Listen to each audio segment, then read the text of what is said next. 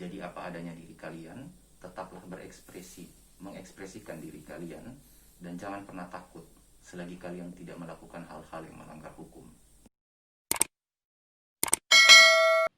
Malam Kakak Ido. Malam Kak. Apa kabar Kakak Ido? Puji Tuhan. Baik Baik. ya Kakak Ido, amin. Kakak Ido, ngomong-ngomong soal IMOF Nusa Tenggara Timur nih, mungkin bisa dijelaskan nih ke Tribuners nih. Apa sih IMOF itu dan kenapa sih dibentuk IMOF? Jadi awal mulanya terbentuk IMOF itu dari beberapa teman-teman gay dan biseksual. Jadi bermula dari kita ngumpul-ngumpul bareng, ngobrol bareng, sharing bareng, dan karena secara pribadi pun saya merasa bahwa eh, saya pernah mengalami di saat saya sendiri, tidak ada teman, ngobrol, sharing sebagai sesama gay, dan akhirnya IMOF itu kami bentuk atas dasar kebutuhan kami bersama sebagai teman-teman gay dan biseksual. Awalnya IMOF itu dibentuk dengan nama IMF, Apa itu IMF? Independent Men Flobamora. Eh, itu awalnya terbentuk 2010, dan di tahun 2012 IMOF berubah nama menjadi IMF berubah nama menjadi IMOF, Independent Men of Lobamora. Dan memang itu terbentuk atas dasar kebutuhan kami teman-teman, yang bermula menjadi suatu wadah untuk kami teman-teman gay dan biseksual untuk tempat ngobrol, sharing, berbagi satu sama lain. Keanggotaannya gimana Kakak Ido?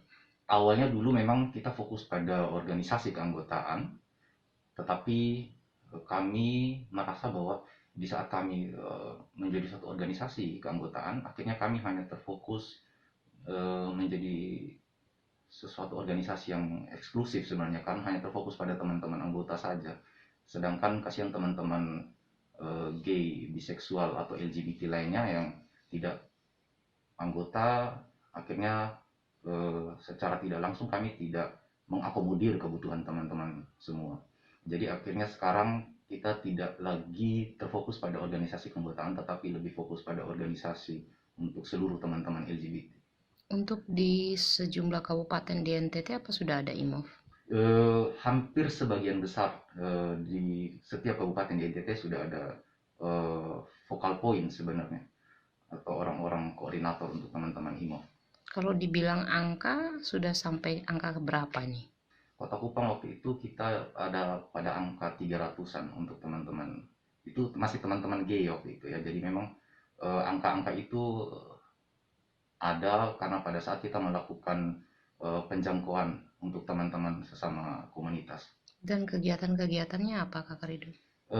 IMOF lebih menjadi suatu ruang aman untuk teman-teman LGBT pada umumnya, dan kami sering melakukan kegiatan-kegiatan berupa edukasi terhadap sesama teman-teman IMOF atau komunitas LGBT, pelatihan baik itu dari segi kesehatan, HIV dan AIDS, juga menyangkut keberagaman seksual dan identitas gender, dan juga hak asasi manusia. Dan ini bekerja sama dengan pemerintah atau? Eh, Kami berjejaring dengan beberapa lembaga, baik lembaga swasta, eh, Komisi Penanggulangan AIDS, Dinas Kesehatan Kota, Departemen Sosial, dan beberapa instansi yang lain.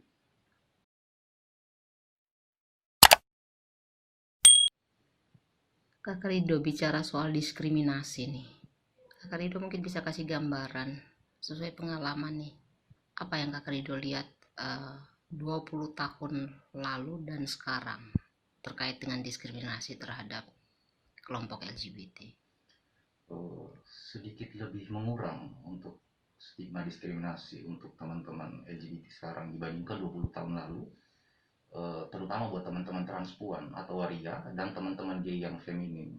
Jadi banyak sekali ejekan, cemooh, caci maki, malah beberapa tindak kekerasan terjadi, pemukulan, pelemparan, juga sempat terjadi beberapa kasus penikaman terhadap teman-teman waria atau transpuan pada saat itu. Dan saat ini teman-teman masih bisa sedikit lebih bisa mengekspresikan diri, terutama teman-teman transpuan, karena memang teman-teman transpuan secara tidak langsung sekarang sudah lebih banyak eh, usaha-usaha yang memang secara langsung berhubungan dengan banyak masyarakat, terutama dari bidang kecantikan atau salon.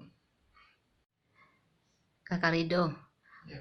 berbagi pengalaman dong sama Tribuners tentang bagaimana sih Kak Rido bisa survive menghadapi begitu banyak diskriminasi saat dulu.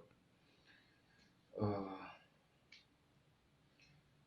saya tipikal orang yang tidak hanya mau menjalani kehidupan apapun yang saya jalani dengan asal, dan saya berusaha untuk tetap belajar, mencari tahu apa yang saya jalani, terutama sebagai seorang gay atau teman-teman bagian dari LGBT.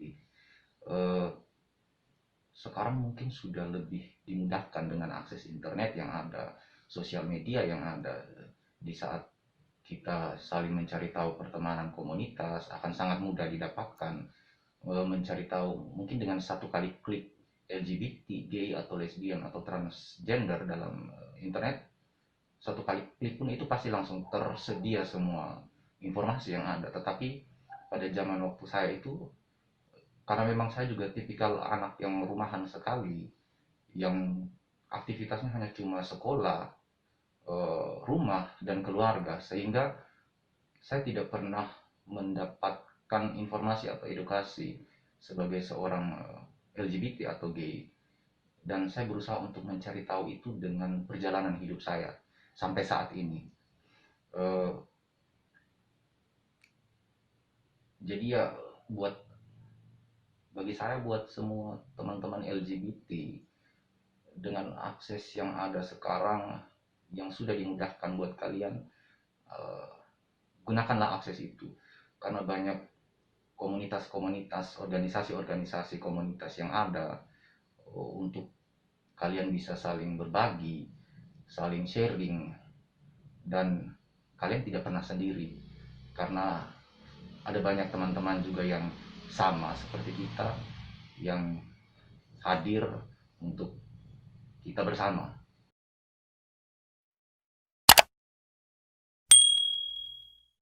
Kakak Rido, pesannya untuk teman-teman LGBT apa nih? Buat teman-teman LGBT, ekspresikanlah diri kalian, menjadi apa adanya diri kalian, karena coming out itu bukan hal yang penting dan terutama, melainkan berdamai dan menerima dengan diri sendiri itu lebih penting dan utama. Jadi apa adanya diri kalian, tetaplah berekspresi, mengekspresikan diri kalian, dan jangan pernah takut selagi kalian tidak melakukan hal-hal yang melanggar hukum. Ingat, kalian tidak sendiri, jadi jangan pernah takut. Ada IMOF dan komunitas-komunitas LGBT yang selalu ada bersama kalian. Dan hidup kalian bukan tergantung omongan orang lain. Kakak Rido, untuk orang tua yang mempunyai anak LGBT, apa nih harapannya Kak Rido untuk mereka? Bagi para orang tua dan keluarga, jangan pernah menolak anak-anak kalian yang LGBT, karena itu bukan solusinya. Tetapi terima, rangkul, dan dukunglah mereka, sehingga mereka bisa mengembangkan potensi dan kualitas hidup mereka sebagai LGBT.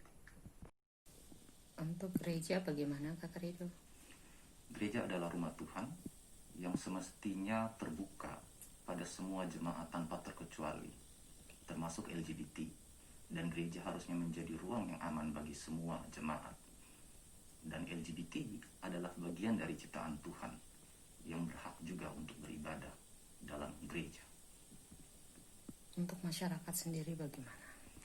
Sebagai sesama manusia ciptaan Tuhan, harusnya kita saling berbagi cinta kasih terhadap sesama, berbuat baik dan saling menghargai, dan jangan pernah untuk memberi stigma bahkan diskriminasi pada teman-teman LGBT, apalagi sampai menghakimi, karena penghakiman itu adalah milik Tuhan. Baik Kakak Rido, terima kasih ya. Sama-sama Pak.